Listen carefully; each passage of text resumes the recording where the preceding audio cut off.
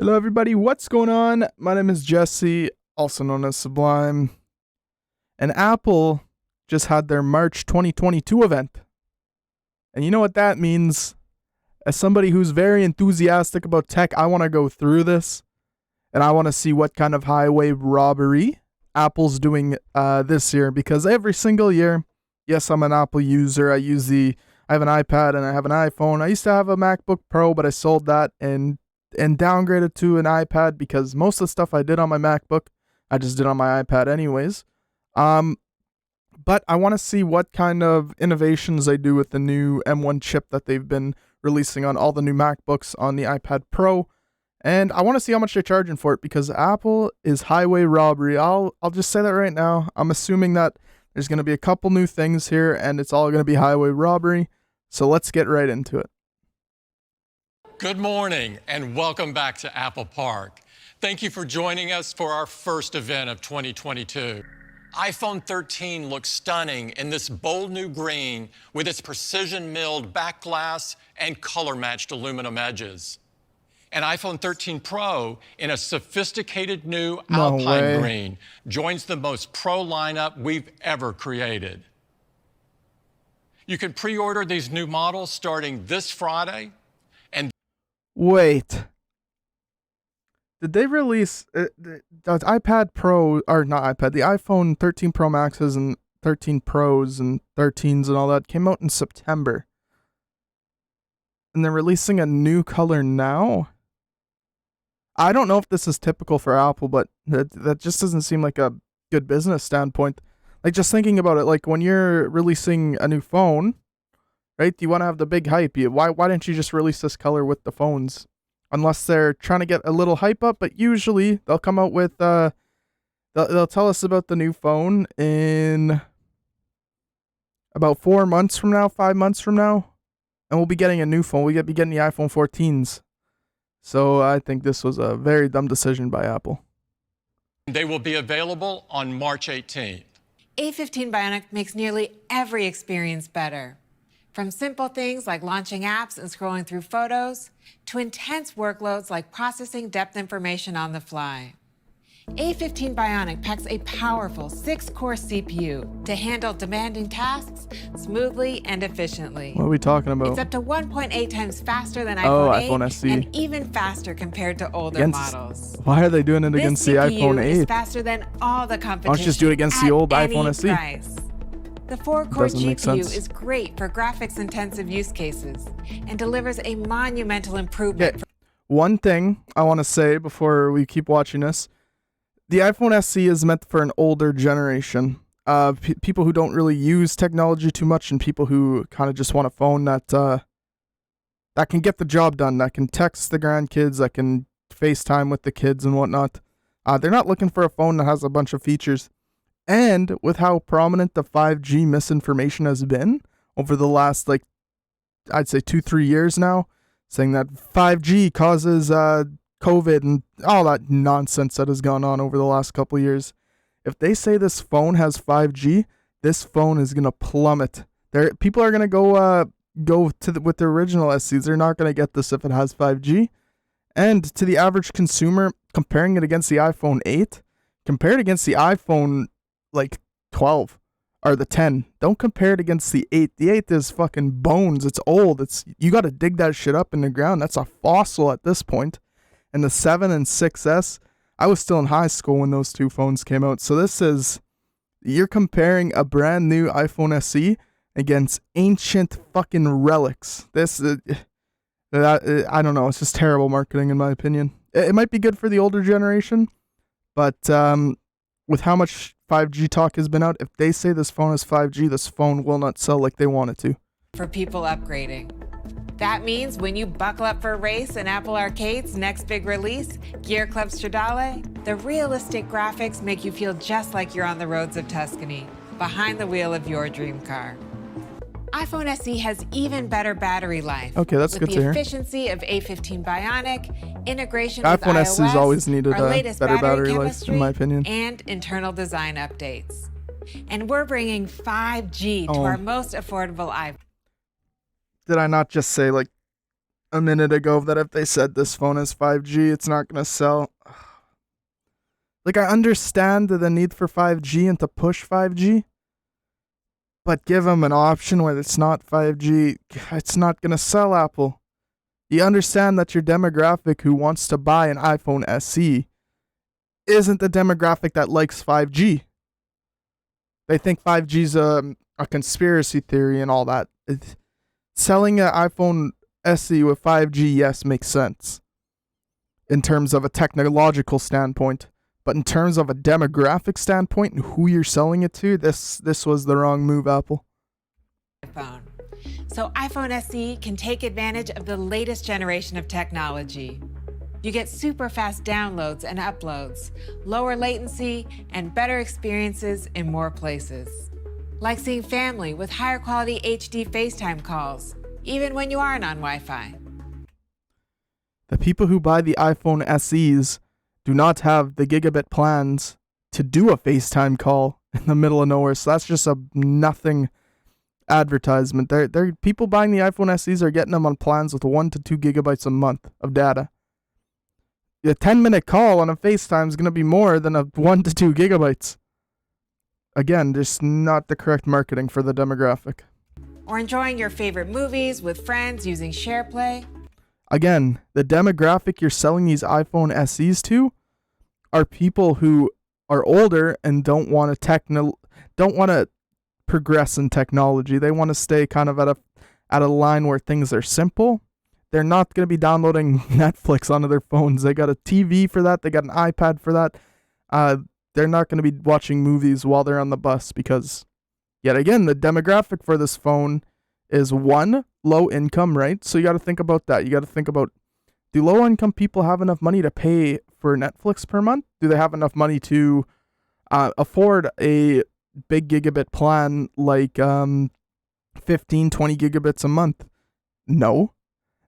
And it's the older generation who don't want to be technologically advanced. Do you think the older generation is going to be sitting down watching a movie on their phone or watching a YouTube video? I don't think so. All this is nothing to people who are wanting to buy this phone. Just keep it simple and just tell them how fast they can text or how fast they can connect a call, because this is nothing to the people who want to buy this phone. Or playing multiplayer online games. Again, you don't have to start talking about games. The people who are buying this phone are not the ones who's playing games on their phone. Besides like Candy Crush, but fuck, even an iPhone 4 can still run Candy Crush. Games. iPhone SE also has some of our latest camera innovations. This could be important here. The 12-megapixel camera and A15 Bionic create a new camera system that enables powerful computational photography. Deep Fusion optimizes for texture and detail in every part of the photo. Smart HDR4 applies individual adjustments for color, contrast, and noise to subjects and the background. Photographic Styles brings your preferred style automatically to the image pipeline during capture while preserving skin tones. The ISP in A15 Bionic improves video quality for truer skin tones and reduced noise. God damn, you can tell that this is 30 light. frames a second. And Holy it shit. starts at just $429. Hey, I like how they're keeping that home button though. That home button is very important, and they understood that assignment right there of keeping that home button. The older generation doesn't like the Face ID nonsense. And keeping that home button, very smart idea, very smart. Pre-orders start this Friday, and iPhone SE will be available on March 18th. So the new Air takes a massive leap in performance because we're bringing the breakthrough M1 chip to iPad Air. That's right. This is the same M1 chip that we brought to iPad Pro. Okay, we understand that. The 8-core design of the CPU delivers up to 60% faster performance over the A14. I want to know what benchmarks they use for these, like when they say it's 60% performance increase. Is it a 60% performance increase when you swipe up and it recognizes your face, or is it a 60% performance increase when you're running a game of high magnitude? I want to know what benchmarks they're using for these comparisons here. In the previous generation of iPad Air, and M1's 8-core GPU delivers amazing graphics performance, which is up to twice as fast. again, can you please tell me what you're using for benchmarks? Because without that, this numbers don't really mean nothing unless you tell me what you're using to benchmark the 2x graphics performance increase. In fact, M1 in the new iPad Air makes it faster than the fastest competitive tablet. And the new Air is also up to 2 times faster than the best-selling Windows laptop in its price range. I don't know about that, but continue on. Bringing ultra-fast 5G to iPad Okay, Air. that's good. Perfect for when you're doing things like using But SharePlay. again, kind of the same point to what I was saying about the SC. The demographic who's buying an iPad Air, yeah, it's not the graphic that's going to be buying the cellular version of the iPad Air. And I worked in sales at an electronics store, and we did not carry one singular cellular device for iPads. They all had to be special ordered, and because we never sold them, and I've never seen an actual cellular device walk through the doors of that store. I don't know, talking about this, I think could be summed up pretty quick. If they drag this on, then it's just nonsense and they're wasting time. To watch movies with your friends wherever you are. And to support fast Okay, connection to drives, docks, and cameras, we're increasing the performance of the USB-C port. It is now twice as fast, so transferring large photos or videos is even quicker. I want to know what they did to improve the 2x faster that they say they did. Will you need a specific cable for it to be 2x faster? Will you need a specific drive for it to be 2x faster? Just because they upgraded the USB-C port doesn't mean that the cables that you currently have are going to be compatible with this 2x faster claim. So if they would have said something along the lines of you needed a new cable, then it's nonsense. You're just selling components again at this point.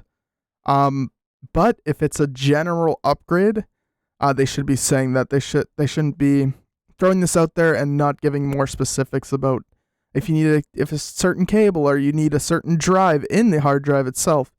I think this is a nonsense claim as well. And iPad Air is compatible with amazing accessories that make it even more versatile, like the Smart Keyboard Folio and Magic Keyboard. This is all nonsense. You can get Amazon products way better than what anything Apple ever offers Apple Pencil second generation. For 90% of the price. This is the new iPad Air. And it comes in a gorgeous array of colors. Space gray, starlight, pink, purple, and a stunning new blue. It will be available starting at the same great price of $599. That's not bad. For M1 chip, that's not bad. This is an incredible price $599 for such a powerful device. It comes in both 64 and 256 gigabyte configurations. They fucked that up. It's 64 gigabytes is dead. Everything has to be 128 minimum. Offering a 64 gigabytes at $599, get it off my shelf. I don't want it. And it will be available in both Wi-Fi and cellular models. You can begin ordering Friday, and it will be available March 18th. Mac Studio is going to completely transform studio workflows everywhere. Let's start with its design.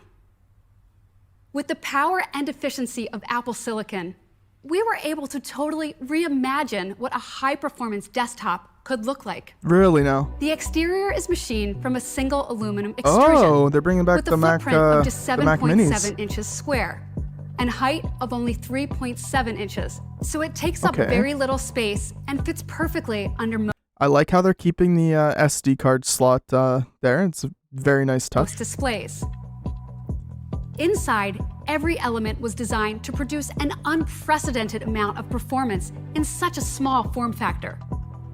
The innovative thermal system begins with a unique double-sided blower pulling air into the system across the entire circumference of the perforated aluminum base. Oh, that's the air not a moves good over design. the custom circular power supply This thing's gonna and fry. through channels precisely placed to guide it to the chip's thermal module. Finally, The air is propelled through a low impedance rear exhaust containing over 2,000 precisely machined perforations. Who gives a fuck? And due to the efficiency of cares about M1 the Max fucking and M1 grill? Ultra, the sound is so minimal, for most workloads, you'll barely even hear it. When you I don't believe compare that. Mac Studio to our most Not for a powerful second. Mac desktops, Oh, there's the a cheese 27-inch grater. iMac and Mac Pro, it takes performance to astonishing new heights. Let's start with Mac Studio with M1 Max. For CPU performance, Mac Studio with M1 Max is up to 2.5 times faster than the fastest 27-inch iMac. Jesus Christ. And it's up to 50% faster than Mac Pro with a 16-core Again, Xeon please show me processor, what our benchmarks most you're using popular for that. configuration. Graphics performance on Mac Studio with M1 Max is also tremendous. It's up to 3.4 times faster than the fastest graphics on the 27-inch iMac. I don't know about it that. even outperforms Mac Pro with its most popular graphics card. Mac Studio is over 3 times faster. Mac Studio with M1 Max is the high-performance machine many of our users have been waiting for to take their workflows Yeah, to but the if it's next at a terrible level. price, nobody's gonna buy it. And Mac Studio with M1 Ultra Oh, takes no. performance to a whole other dimension. Okay, let me ballpark the prices here. M1 Max is gonna be coming in at $999. M1 Ultra is gonna come in at probably $14.99, I'd assume. I'm hoping. Seems reasonable prices for the M1 chips, but The CPU performance on Mac Studio with M1 Ultra and the reason I'm saying that is because you already know that the M2 chip is being developed, and within a year or two, these machines are going to be obsolete. So is up to let's see how much they 3.8 charge for times 'em. faster than the fastest 27-inch iMac. And it's up to 90% faster than Mac Pro with 16 cores. 90%. We can even okay. compare Mac Studio with M1 Ultra Again, to I Mac wanna know Pro what with 28 benchmarks you cores. guys use. It's up to 60% faster. That is incredible. Studio Display has an all-screen design with narrow borders. Its What is this? all-aluminum enclosure houses an advanced set of Is features this in the a new slim profile. iMac? And the stand allows you to tilt the display up to 30 degrees. What? I gotta go back on that. File. And the stand allows you to tilt the display up to My monitor that costs me $300 can do. I can flip it horizontally. I can do more than 30 degrees. I can literally have it so it's flat. So when I'm standing up, I can just move my head down and watch like a. If I want to do a stand-up setup.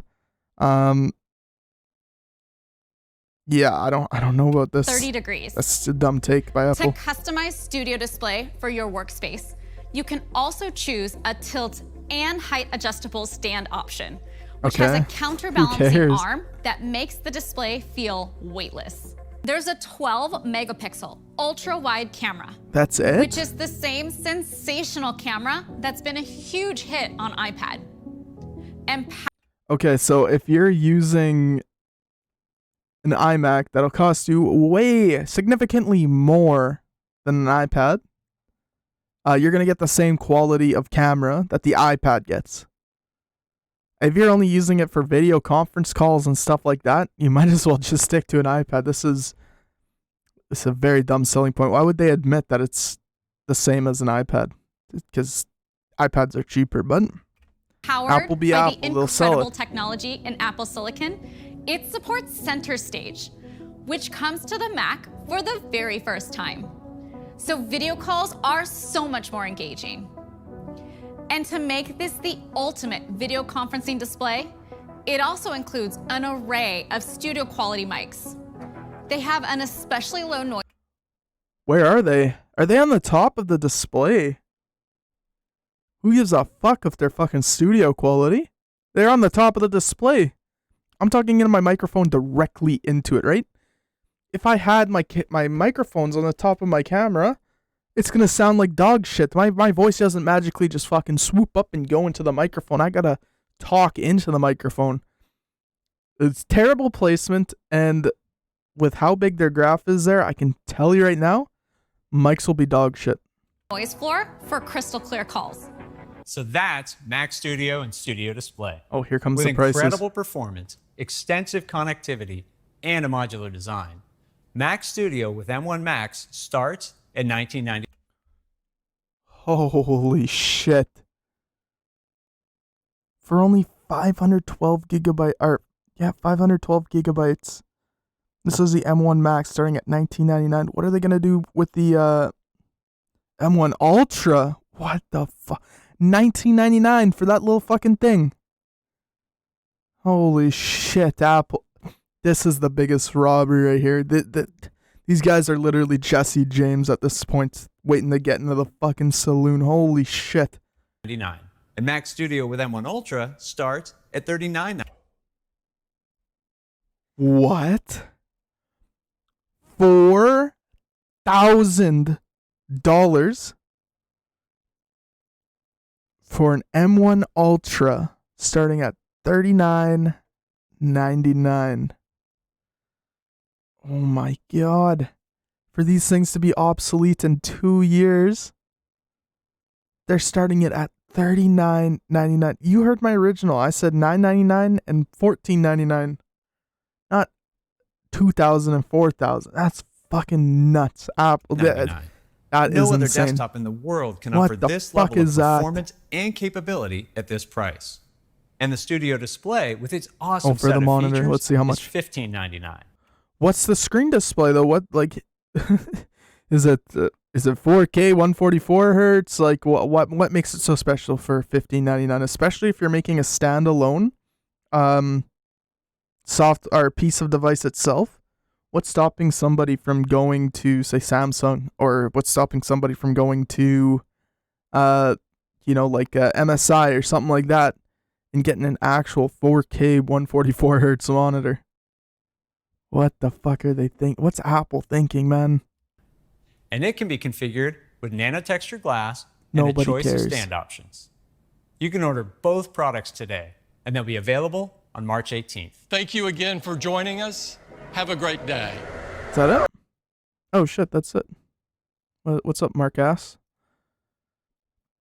But man, that's pretty insane. Obviously you guys seen all the Apple highway robbery that kind of went on. That's fucking insane. I would not recommend to buy any of these products besides maybe the iPad Air. Like it's a good value for what you get inside. But I wouldn't go for 64 gigabytes. I'd go for the 128 for sure. But yeah, that's today's video. Hopefully you guys like this format. It's something new. I'm always trying new stuff to see what sticks, what doesn't. I'm a huge tech guy, so I love talking about this stuff. And yeah, so if you guys enjoyed the video, guys, remember to like, favorite, comment, subscribe. Make sure you guys join the Discord so you can join in any giveaways that go on and whatnot. And yeah, I hope you guys have an amazing day. You guys are the best fans on YouTube. Stay safe out there, guys. Bye-bye now.